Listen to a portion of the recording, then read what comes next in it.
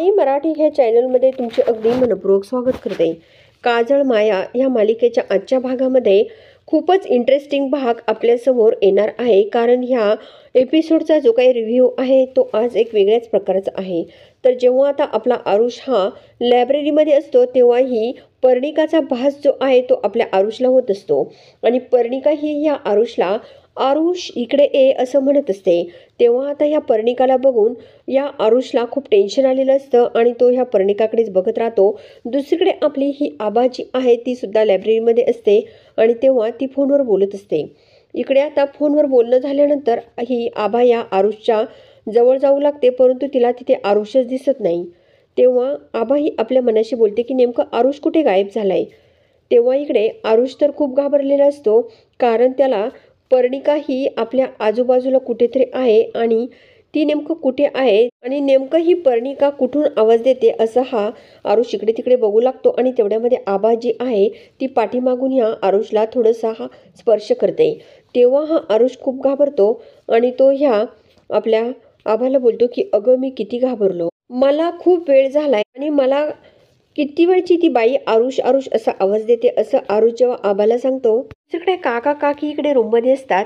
तेव्हा काकी या काकांना बोलतात की तुम्ही मला आपलं गाव म्हणून इकडे घेऊन आले आणि इथे तर रूममध्ये कोंडून ठेवलं, तुम्ही इथून मला बाहेर कुठेतरी घेऊन चला असं पण इकडे ही काकी काकांना बोलते। आपल्या गावामध्ये काहीतरी असेल ना, जमीन जुमला घर शेती। तेव्हा काका बोलतात की हे बघ आसावरी, आपलं ह्या गावामध्ये तसं काहीच राहिलेलं नाहीये, शेती पण गेलेली आहे आणि घर सुद्धा जे होतं ते सुद्धा कितीतरी वर्षापूर्वी पडलं। तेव्हा आता आपण कुठे जायचं नाहीये, काय करायचं तिकडे, त्यामुळे आपण इथेच आराम करूयात आणि उद्या अभिषेकसाठी जाऊयात असं पण इकडे हे काका जे आहे ते काकींना बोलत असतात। तेव्हा काकी बोलते की तुम्ही सुद्धा मला किती जरी लपवण्याचा प्रयत्न केला माझ्यापासून, तरी मला काही गोष्टी ज्या आहेत त्या कळल्याशिवाय राहणार नाही असं काकी या काकांना बोलत असतात। तेवढ्यामध्ये ही पर्णिकाची आई जी आहे ती इकडे आपल्या डोक्यावरती छोटीशी पाटी घेऊन इकडे विद्याधर आणि काकीच्या रूममध्ये असतात। तिथे दरवाजामध्ये येऊन उभी राहिलेली असते, कारण तिने दरवाजावर लॉक करून विद्याधर काकांनी ते दरवाजा उघडलेला असतो। तेव्हा इकडे ही आपली आरुष आणि आबा ज्या लायब्ररीत असतात, तर आबा लगेच बोलते की हेच पुस्तक का, आणि हे पुस्तक तर मला पुन्हा माझ्या हाती कसं लागले असं जेव्हा आबाई आरुषला ते पुस्तक दाखवत बोलत असते, तेव्हा लगेच आरुष बोलतो की ए बघ आबा, मला तू हे पुस्तक दाखवू नको, मला हे पुस्तक बघितलं तर खूप भीती वाटते, ते असतं काजळ मायाचं पुस्तक। तेव्हा आबा लगेच बोलते की पूर्वीला सुद्धा हे पुस्तक हवंय, मी तिला वाचण्यासाठी घेऊन जाते असं म्हणत तिकडे आबा ते पुस्तक घेऊन आपल्या हातामध्ये पुढे जाऊ लागते। तर तेवढ्यामध्ये इकडे आरुष आता खूप टेन्शनमध्ये आलेला असतो। दुसरीकडे ही पर्णिकाची आई जी आहे ती विद्याधर काकांना बोलतात की खायला काहीतरी घेता का, अहो मी खायच्या वस्तू घेऊन आलेली आहे, काहीतरी घ्या। तेव्हा काका बोलतात की नाही आम्हाला काहीच नको। तेव्हा काकी लगेच बोलते की अहो त्या बाईकडे नेमकं काय आहे ते तरी विचारा ना। तेव्हा इकडे ह्या काकींना ही पर्णिकाची आई बोलते की अहो माझ्याकडे भाजी पण आहे, भाकर पण आहे आणि वाटाण्याची भाजी पण आहे, तुम्हाला काय हवं ते मी देईल असं ही आजी जेव्हा बोलत असते। म्हणजे ती पर्णिकाची आई एका आजीचं वेषांतर करून तिथे आलेली असते। आता ती बाई हळूच आतमध्ये येते आणि ह्या काकींना बोलते की मला जरा ह्या टोपलीला हात लावा। तेव्हा ही काकी आता त्या टोपलीला हात लावते आणि ती टोपलीची आहे ती आता पर्णिकाची आई खाली ठेवते। विद्याधर काका जे असतात ते बोलतात की तुम्हाला काय द्यायचं ते पटकन द्या आणि इथून निघा। तेव्हा इकडे ही पर्णिकाची आई बोलते की अहो मी तुम्हाला काय द्यायचं ते देणार आणि जाणारच आहे। त्यावेळेस इकडे ही पर्णिकाची आई जी आहे ती बोलते की तुम्ही इथे कशासाठी आले आहेत। तेव्हा इकडे काकी लगेच बोलतात की उद्या देवळामध्ये अभिषेक आहे आणि त्यामुळे आम्ही इथे आलोय। तेव्हा इकडे ही पर्णिकाची आई बोलते की म्हणजे तुम्ही गावामध्ये नवीन आलात का, इथे कोण असतं हो असं पण इकडे ही पर्णिकाची आई ह्या आपल्या काकींना विचारते। विद्याधर काका बोलतात की ताई तुम्ही तुमचं काम करा आणि निघा बरं। तेव्हा काकीला ही आजी बोलते की मला एक म्हणायचं, अहो हे तुम्हाला खूपच त्रास देतात वाटतं। तेव्हा काकी लगेच बोलतात की अहो मी आई म्हणून टिकले हे। तेव्हा इकडे पर्णिकाची आई बोलते की त्या दरवाजामध्ये कुणाची तरी गाडी आहे। त्यानंतर आता काकी ही त्या बाईने दिलेलं जेवण भराभर करू लागते आणि लगेच बोलते की मला खूप भूक लागली बरं का। तेव्हा आता इकडे विद्याधर काका बोलतात की तुम्ही इथून जा बरं, पहिल्यांदा अजिबात थांबू नका. त्यानंतर इकडे काकी या बाईला बोलते की तुम्ही बोला. व इकडे पर्णिकाची आई बोलते की तुम्ही अगदी टी व्हीमध्ये जशी हिरोईन असते ना, अगदी तशाच दिसता. काकी लगेच बोलते की अहो मी कशी दिसेल, शेवटी मला 2 मुली आहेत, तुम्ही काय बोलता असं. पण इकडे आता ही आपली काकी या बाईला बोलत असते. ही बाई म्हणजे ही पर्णिकाची एक आई असते. दुसरीकडे आरुष आणि आबा जे असतात ते आता इकडे लायब्ररीच्या बाहेर आलेले असतात. आबा ही आरुषला विचारतात की नेमकं काय झालं आरुष, तुला काही त्रास होतो का, मला सांग ना तू. आता या आरुषला तर त्या काजळ मायाचा पुस्तकाचा सुद्धा त्रास होत असतो, कारण ते पुस्तक या आबाने बरोबर घेतलेलं असतं, तिला ते पूर्वीला द्यायचं असतं. इकडे आता विद्याधर काका या आईंना बोलतात की तुम्ही जा इथून, आम्हाला आराम करायचा आहे. तेव्हा मात्र इकडे ही काकी जी आहे ती बोलते की स्वतःही मला वेळ देत नाही आणि आता ह्या आजीबाई माझ्याशी बसले तर तेही जमत नाही. तेव्हा विद्याधर काका बोलतात की तुमचे किती पैसे झाले तेवढे सांगा आणि ते पैसे घ्या आणि इथून निघा. त्यावेळेस इकडे ही पर्णिकाची आई बोलते की 70 रुपये झालेत माझे.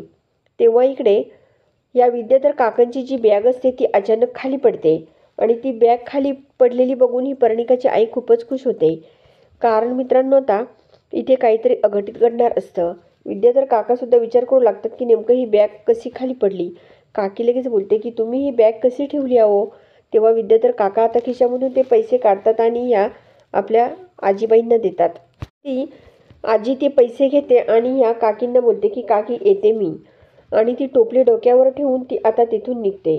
दुसरीकडे असं बघायला मिळतं की ह्या पर्णिकाच्या आईचं पूर्णपणे लक्ष विद्याधर काकांकडेच असतं. तेव्हा पर्णिकाची आई आपल्या मनाशी बोलते की माझा एवढा मोठा अपमान केला या विद्याधर मालाकरने, मी आता इथंच जिवंत तुला जाळून टाकलं असतं, परंतु मला काही करता येत नाही आहे असं. पण इकडे ही आजी आपल्या मनाशी बोलत असते. तेवढ्यामध्ये काकी ज्या असतात, काकी या काकांना बोलतात की अहो त्या बाईकडून अजून एक भाकर घ्या. दुसरीकडे आरुष आणि आबा कॉलेजच्या कॅन्टीनमध्ये जेवण करण्यासाठी येऊन बसलेले असतात. आबाने जो डब्बा आणलेला असतो तो डब्बा आता इकडे आबा ओपन करते आणि त्यामध्ये जो काही खरवस आणलेला असतो तो प्रेमाने या आरुषला भरू लागते आणि बोलते की अरे आरुष, मला तर वाटलं की डब्बा आणल्यावर आणि खरवस आणल्यावर तर खूप खुश होतील, परंतु तसं काही नाही. परंतु या आरुषच्या मनामध्ये त्या पर्णिकाची भीती असते, तो त्याच गोष्टीचा विचार करत असतो. दुसरीकडे काही कॉलेजमधील मुलं जी आहे ती या आरुष आणि आबाच्या जवळ येतात आणि ते आरुष आबाची खूप मजा करत असतात. अजून 2 मुलं जी आहे ती आता इकडे जंगलामध्ये आलेली असतात आणि तेवढ्यामध्ये इकडे ही पर्णिकाची आई जी आहे, पर्णिकाची आई इकडे जेव्हा जंगलामध्ये फिरत असते तेव्हा ही 2 मुलं जी आहे ती या पर्णिकाच्या आईला दिसतात. आणि तेव्हा पर्णिका ही जिथे गुप्त झालेली असते तिथे एक खूप मोठा दगड असतो आणि त्याच दगडावरती हा एक मुलगा तिथे बसून आराम करू लागतो आणि एक पाणी आणण्यासाठी जातो. आता पर्णिकाची आई हे सर्व बघते आणि ती लगेच बोलते की हा काय इथे दगडावरती बसला, इथे तर माझी पर्णिका गुप्त झालेली आहे.